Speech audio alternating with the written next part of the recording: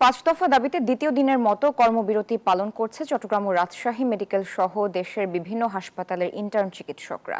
টানা কর্মবিরতির কারণে হাসপাতালের চিকিৎসা সেবায় ব্যাঘাত ঘটেছে।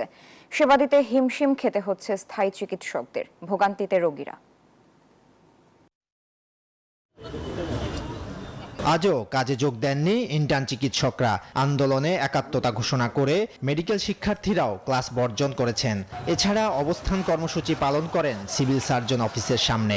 এমবিবিএস এবং বিডিএস ডিগ্রি ব্যতীত অনেকে নামের পূর্বে ডাক্তার ব্যবহার করে, তারা বিশেষত প্রান্তিক লেভেলে অপচিকিৎসা দিয়ে আসছে এবং আমাদের দেশের জনগণ অপচিকিৎসার জন্য বিভিন্ন ভোগান্তির শিকার হচ্ছে। হসপিটালে সেবা প্রদান চলমান আছে। আমাদের মিড লেভেল চিকিৎসক, ট্রেনি চিকিৎসক, পোস্ট গ্রাজুয়েট চিকিৎসক যারা আছেন হসপিটালে সেবা দিচ্ছে। বাংলাদেশ মেডিকেল অ্যান্ড ডেন্টাল কাউন্সিলের বিরুদ্ধে করা রিট 72 ঘন্টার মধ্যে প্রত্যাহারের দাবি জানান শিক্ষার্থীরা।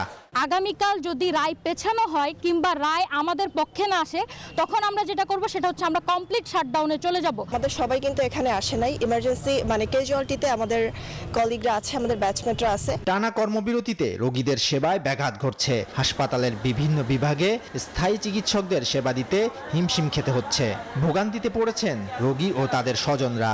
ট্রিটমেন্টটা দিলে একটু ভালো হতো, তাহলে আমরা ধরুন যে বাসায় তাড়াতাড়ি ফেরত যেতে পারতাম। আমাদের তো চরম সমস্যা, আমাদের সমস্যা যদি তার সমাধান তো আমাদের নিষ্পত্তি করার দরকার, কিন্তু সেটা তো হচ্ছে না। আমরা চাইবো যে তারা দ্রুততম সময়ের কাজে ফিরে আসুক। হাসপাতাল কর্তৃপক্ষ বলছে নিয়মিত চিকিৎসকদের মাধ্যমে জরুরি সেবা চালু রাখা হয়েছে। সবাইকে এই আহ্বান জানাবো যে আমাদের কোনো রোগী যেন কোনোভাবেই কষ্ট না পায়, এই ব্যাপারে কিন্তু সকলকে সচেতন করতে হবে। বড় সংখ্যক ইন্টার্ন চিকিৎসক যখন রোগীদের সেবা দেওয়া থেকে নিজেদেরকে কর্মবিরতিতে রাখেন, স্বভাবতই রোগীরা কিছুটা হলেও ভোগান্তিতে পড়ে।